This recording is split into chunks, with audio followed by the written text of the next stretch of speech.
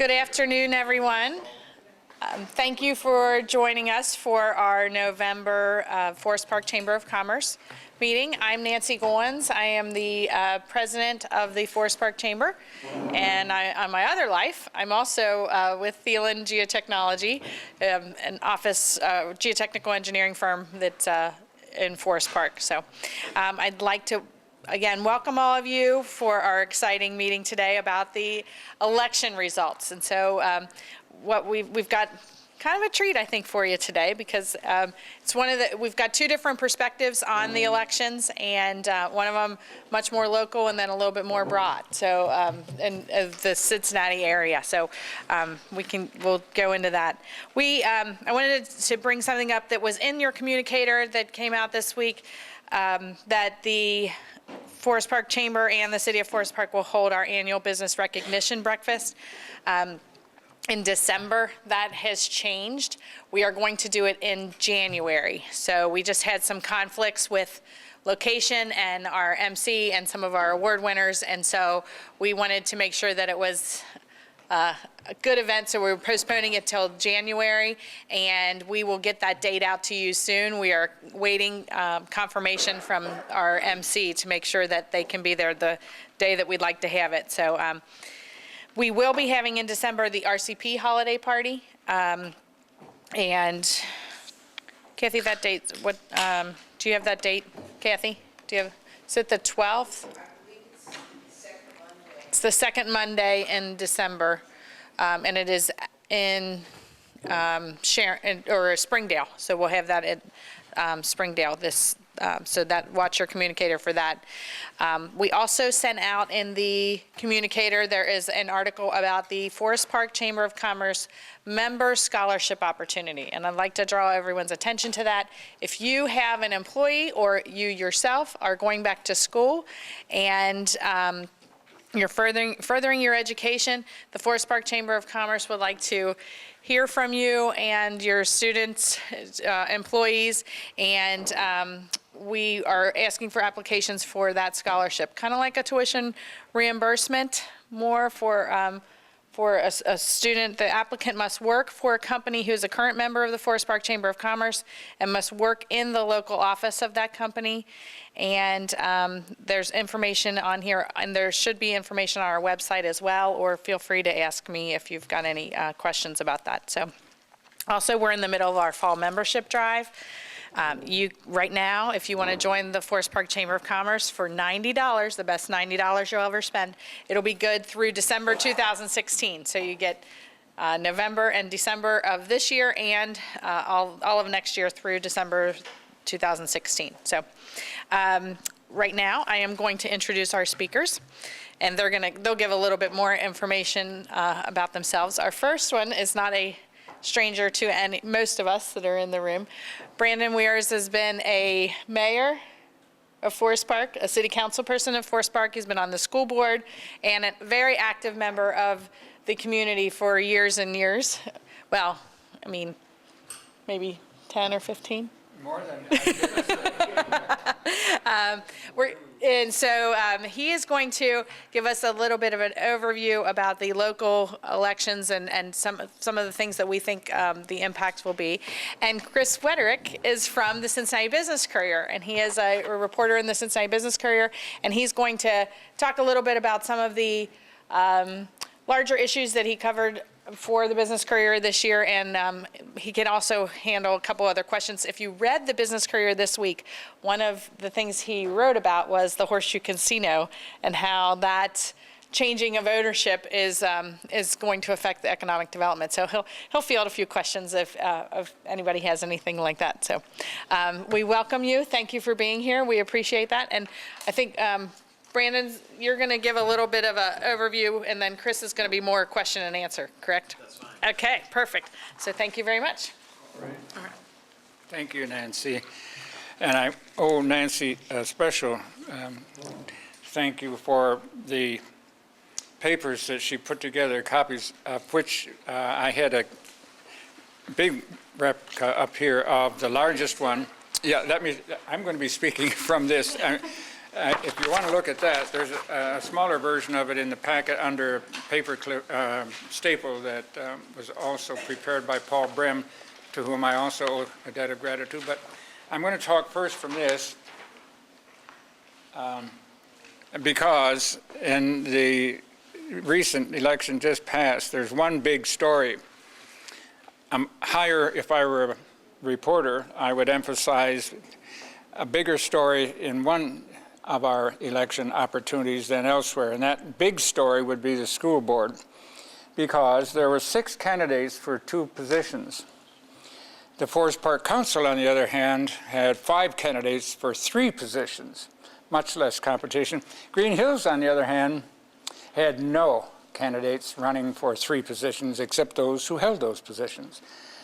3 candidates on council ran unopposed. So the big story, obviously, is our school district. And I'm going to point out that from that table, you can see, because the Board of Elections published the results in order of finish, the left column under total votes shows Katrina Ruggles was the winner. But if you do the breakout disaggregation of the data, as I did in preparation for the talk today, you'd find she won none of those 3 communities that are the principal contributors in votes to the election. She did not win Green Hills, she did not win Forest Park, she did not win Springfield Township, where she lives. And Wyoming is just so small that winning that wouldn't have carried anybody's election to success. Paula Kuhn, on the other hand, did win in 2 districts. If you look and do the totaling that I did, you'd see that she won the Green Hills voters, and she also won the Springfield Township voters majority.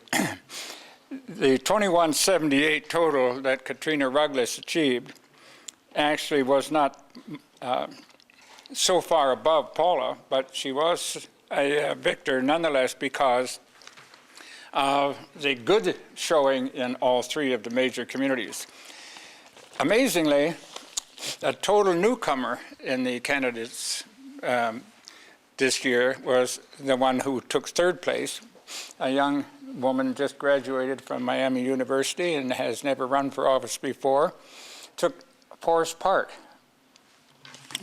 voter majority, a total of 1,601, that's Ariel Johnson, 1,601 votes, was first place among the Forest Park voters. She unfortunately had very little success in the 2 other communities, and consequently we did not win a seat. So the 2 seat winners were Katrina Ruggles and Paula Kuhn, one from Springfield Township, the other from Green Hills. Now, it's of interest to junkies of politics like I've become to point out that there will be 5 members on this Board of Education in the new term that will begin next January. 2 of them were elected in 2011. Until that January replacement time, there will be 5 members sitting for the rest of the year, 2 of whom were elected in 2011. 2 others of them were elected in 2013, and one of them was appointed just this past year, of the 5 that are now on the board until the end of the year. 2 of those that won election in 2011 are incumbents and chose not to run.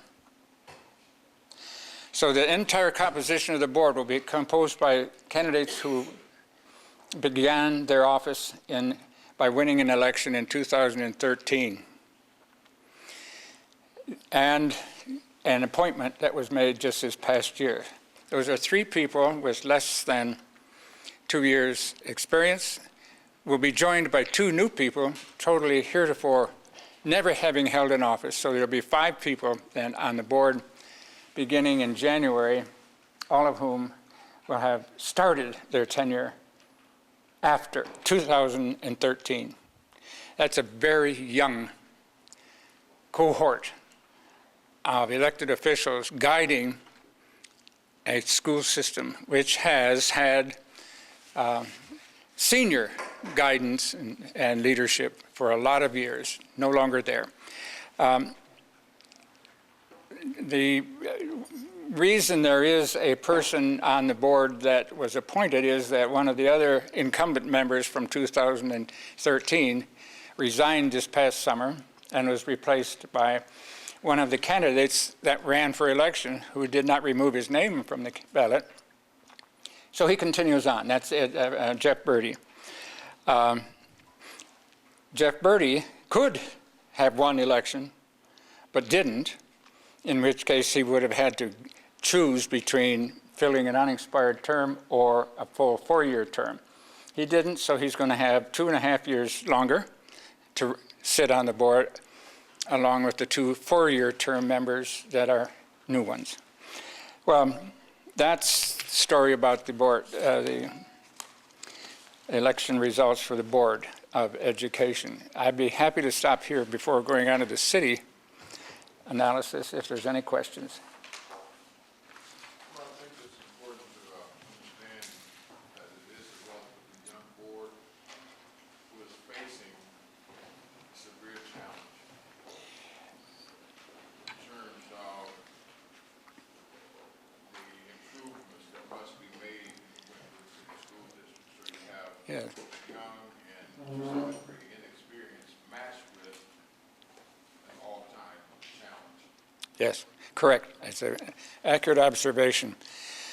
It allows the additional comment and observation to be made that this new board will be addressing the issue of a bond issue, whether to rerun it after 2 failures this past year. A year ago, 53-47, a bond issue was defeated, and then in May, 71-29 was another defeat of a bond issue that had been put forward by that board, which was incumbent at that time. Whether to do that again or some other strategy would be an issue that the new board will have to address. Yes? How unusual was it that we had, I think, 2 pairs of candidates that ran or campaigned together, both their names on Yes, signs right. and that kind of thing. And also, you had a husband and wife. Those just seem to be a little out of the ordinary. Yes, that's true. Yeah, running as a slate is not that uncommon, but husband and wife running is quite uncommon. As I remember of recent history, I think the Northwest District has a husband and wife team, a pair on their board. I don't think they ran together, however, but were elected separately. So it's not unheard of, it's just not common. Were you surprised that one of the Ruggleses got on and not the other? No, Okay. no, they have actually different, they appeared differently in public, and if you watched on Waycross's elections forum, which was chaired by our videographer, they had a different presentation and a different set of concerns and objectives. And so that didn't surprise me that much.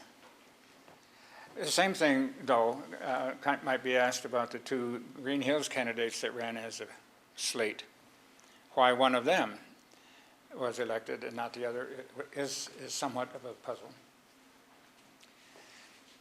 The makeup of the board now, so you have someone from Springfield Township that won, someone from Green Hills that won.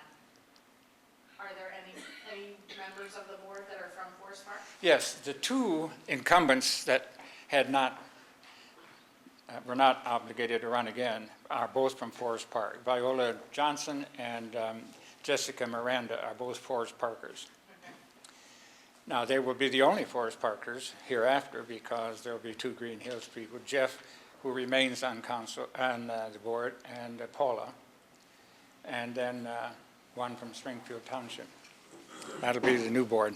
Just kind of unusual, because isn't the Yes. majority of the voters are from Forest Park? Absolutely, and so are the students. 80% of the students are from Forest Park. 11% only are from Green Hills, and 9% are from Springfield Township.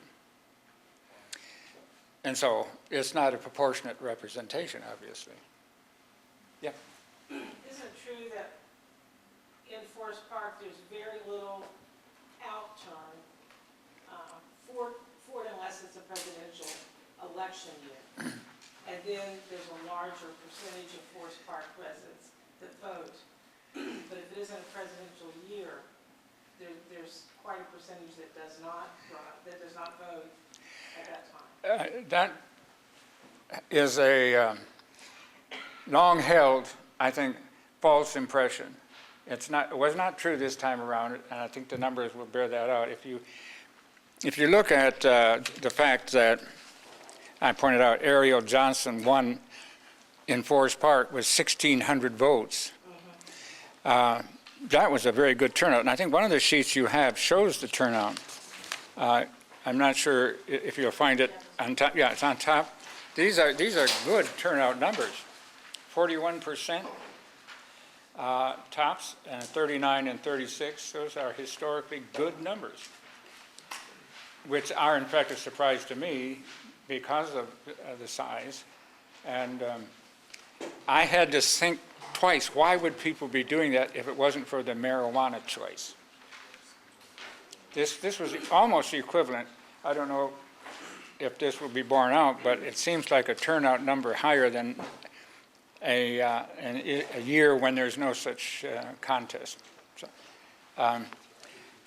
I can't give you more detail than that at the moment. It was interesting, I was at the Forest Park Senior Center handing things out for a long period of time that day, and there were a lot of people that as they walked through would say, how did you vote on the marijuana issue? And I would usually say it's a personal decision. Right. And leave it at that, but I heard a lot more discussion and actually people being approached as they go to vote. You need to vote for marijuana. And I thought that was interesting, because I wouldn't have seen it if I hadn't been standing there Yeah. most of the voting day. That's an interesting observation. I didn't get that kind of interaction where I voted, but I did get my arm twisted the night before. Yeah, you got a question? This is less about the numbers, but in terms of Ms. Johnson, are there opportunities, even though she wasn't elected to the board, are there opportunities that, for her to be able to be involved? And Yes. to stay connected? I'm so glad you asked that. Because you want not to lose. Seems like- No, we want to find places where her talents and skills and energy and her millennial perspective can be brought to bear. And I have two colleagues with me who have joined with me in efforts to achieve greater involvement, sitting behind you, Mr. Henderson and Mr. Horton. And I together have been working in efforts over 3 years now to find places where contributions can be made. And she'll be one of the first ones to get a call. You too, if you have an interest. Yeah. Brandon, given that the newly elected individuals are so new to the board, and as you mentioned, you have two individuals that have been on the board now for like a year and a half, 2 years, Yeah. that newness there, what is the relationship between the Lincoln Woods board and this group? And what do you think needs to be done to improve, add to, whatever? For the community. Can you speak to that a little bit, or maybe someone else can address that? What's the relationship between I can speak to it briefly. The school board was a member of the chamber, represented by a superintendent who preceded the current one, who I found was infrequent in attendance. Myself, not being a regular member, never did see that person. And so it was not a good, solid relationship. But I would defer to Nancy or Kathy or others who are older members of the chamber than I am to answer that question. Was the school involved? Was the school involved? We've had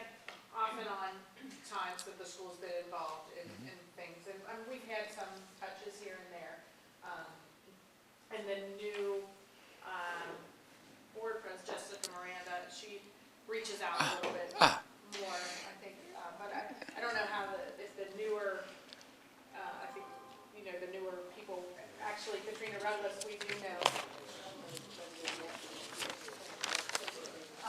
Yeah, well, we know her more from the fundraising portion of the Good Catch. We sponsor Good Catch. We've sponsored it the last couple of years, and that's how we've been a little bit more involved with them. So I think, Yeah. there is some relationship there. And we give a scholarship out to the school. Right. It hasn't been as strong, with some of the principals, especially for the high school. But we do get questions every now and again about coming in and doing some presentations with them and things. But I'm going to have to move on now. I'm sorry to turn away any further questions, but got to leave some time for Chris. I have a few notes about the Forest Park City Council election. Just to repeat, there were 5 candidates for 3 offices. And the one who won, Regina Collins, was not a first-time candidate, but she never previously held a position and was the winner of 8 out of 13 precincts. If you look at the Forest Park data that you have on one of the larger spreadsheets that Nancy prepared, you'll see 1,860 votes at the bottom. That, if you do the inspection by precinct, you'll find she won 8 out of 13. The second place winner, Denise Holt, won 3 out of 13, and Charles Sussall won 2 out of 13. Regina Collins' success was significant, being that a further result is shown here. An incumbent, David Lives, was defeated soundly. That is to say, his vote total of 1,000 is a third less than the third place winner, and Matthew Robinson was even lower than that. So this is what would appear to be a very strong endorsement of the 3 winners by reflection on the others. Remember, there are 7 members on council as opposed to 5 on the school board. All but one of them is from the west side of the district, of the city, which is to say west of Winton Road. That includes one of the guests here today, Sheila Cottle. And 2 others are from the Mill Road Station neighborhood. Another one is from the Newgate neighborhood. And then 2 more are from the M section. That's out by Emeritus property. Now, the 4 are men, and 3 will be women hereafter. That's all I care to say, except to point out that the B and I precincts had the biggest turnouts and were won by Regina Collins. The B precinct is shown on this map. It's this part of Forest Park. And the I precinct is the one where I live, which is the closest example of a gerrymandered district in the whole city, but it wasn't. It's because it's little populated. It hasn't been developed. This is the I precinct here. But there's nothing but wooded property at Winton Woods in this part of that precinct. To be developed should an initiative emerge to do development again in Forest Park. The J precinct is the one that Denise Holt won, and let's see, that's over here. That's for information, and that concludes my remarks. I'm going to defer any comments on the Green Hills Recreation Levy to questions if there are any, and I have nothing to say other than that about the Green Hills Council. There is nothing to say. All right.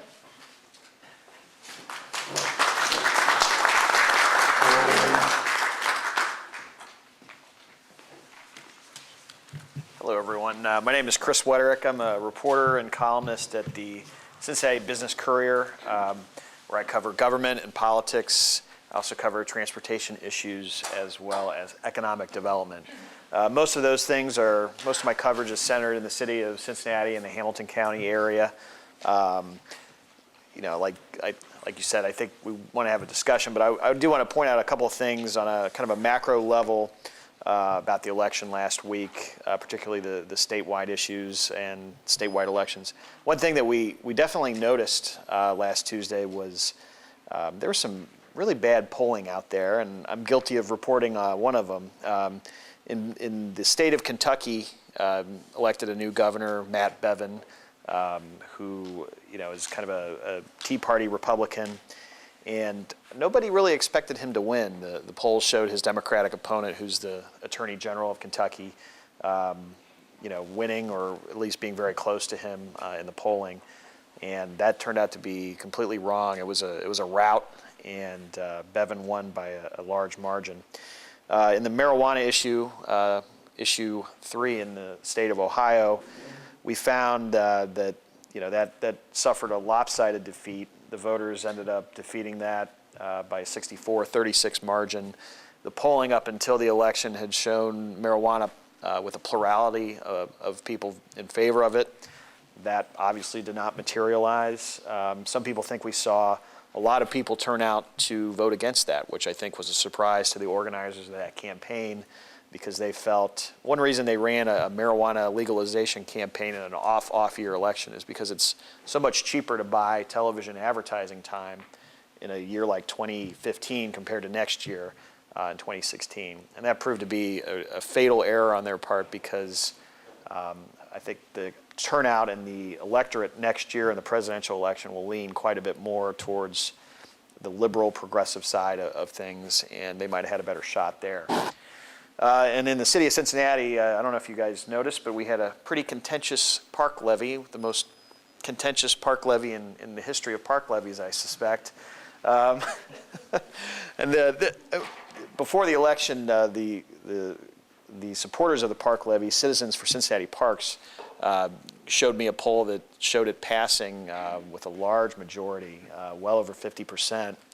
And there was a bunch of other data about Mayor John Cranley, about how people liked him and how they favored the park levy, and that his popularity was connected to that. Voters on election day decided differently.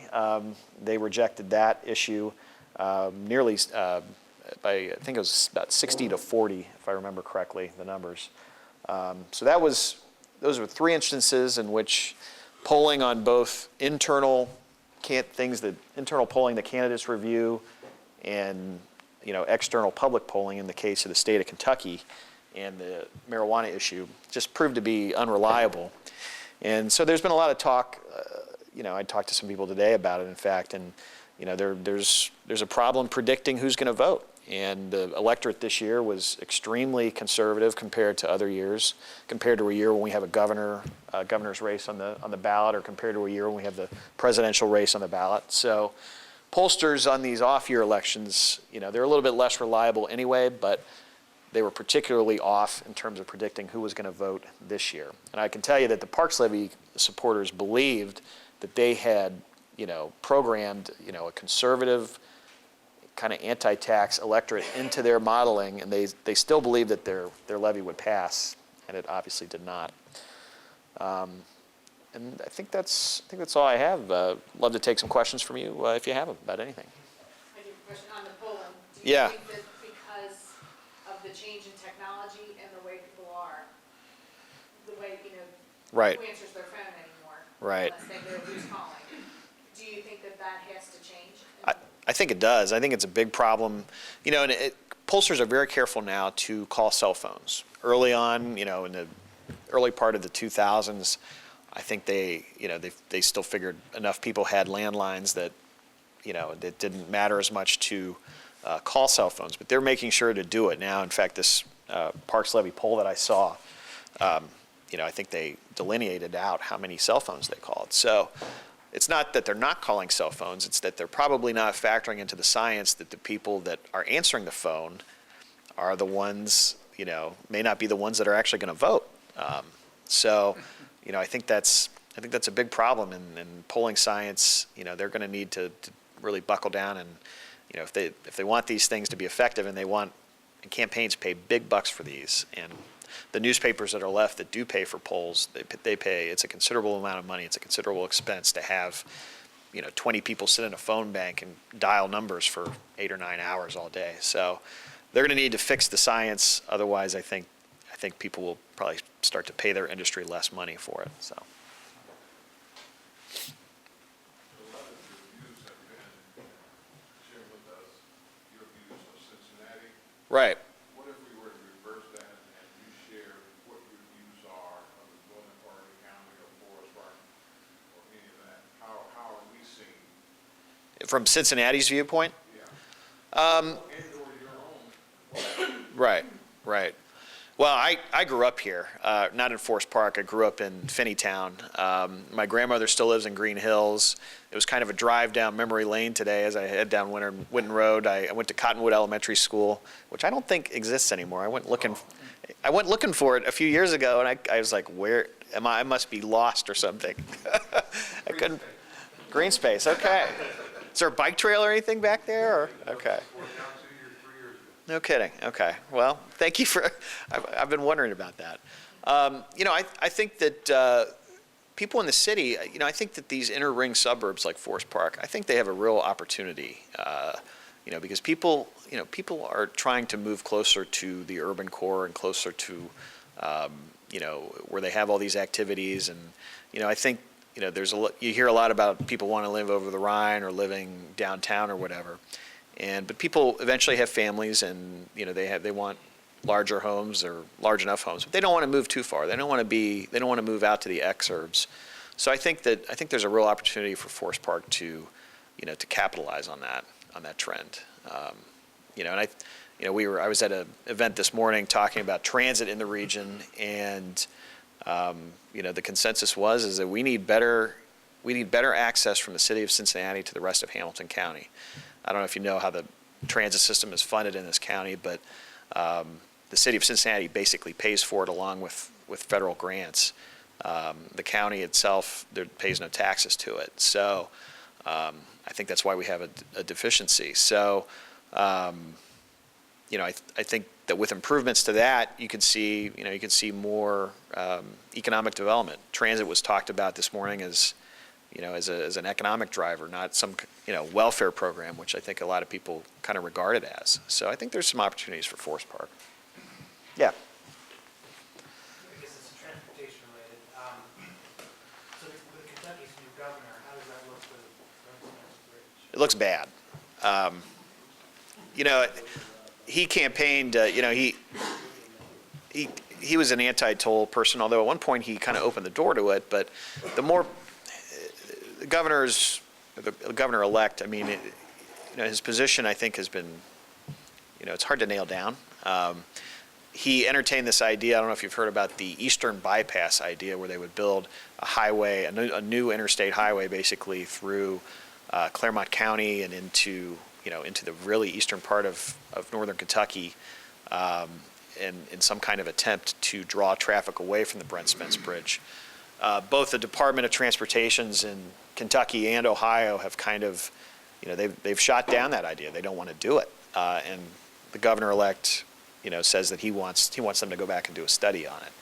I think that, we're going to see a lot of gridlock on that issue in the coming years because of that. Now, people say stuff during campaigns, and then they end up in office. They meet with their departments of transportation. They meet with the people that actually do the work in government, and opinions can shift. What's said in a campaign doesn't necessarily mean is what will be done once you're in office. But I think we're in for a long haul on that Brent Spence Bridge.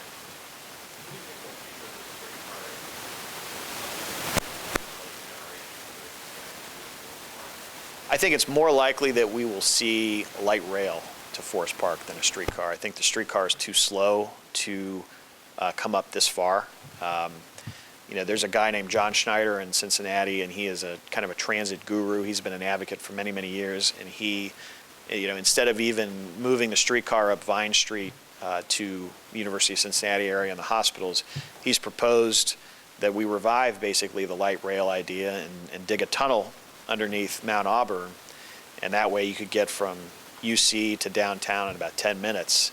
And that kind of speed, he believes, would be a good thing for transit. It would be a good demonstration that rail could work in this city. And he believes the streetcar will demonstrate that as well. But I think, when you talk about the northern suburbs like Forest Park, you're going to want, a faster mode of transit than the streetcar. I do think that eventually, you'll see some sort of rail extended out from that downtown OTR area. And that was the plan all along until the state of Ohio pulled the funding for that leg of the project. All right. Thank you.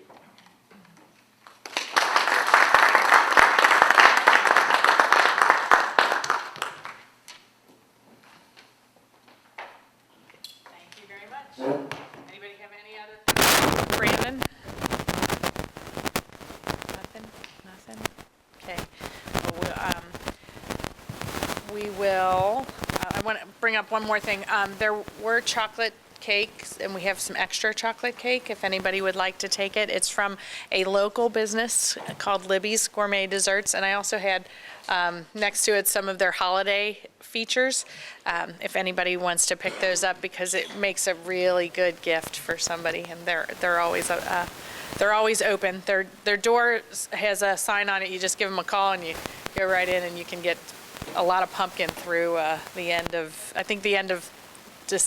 November. They will have all of their pumpkin cakes too. So thanks Libby's for being here every month. It's a good fix we all get. So again, watch your calendars and your emails for the December RCP meeting, and probably the first or second week in January will be the business recognition breakfast, and we're going to have it at a new spot this year, so keep your eyes out. It'll be a good deal. So thanks again for being here, and we'll see you soon.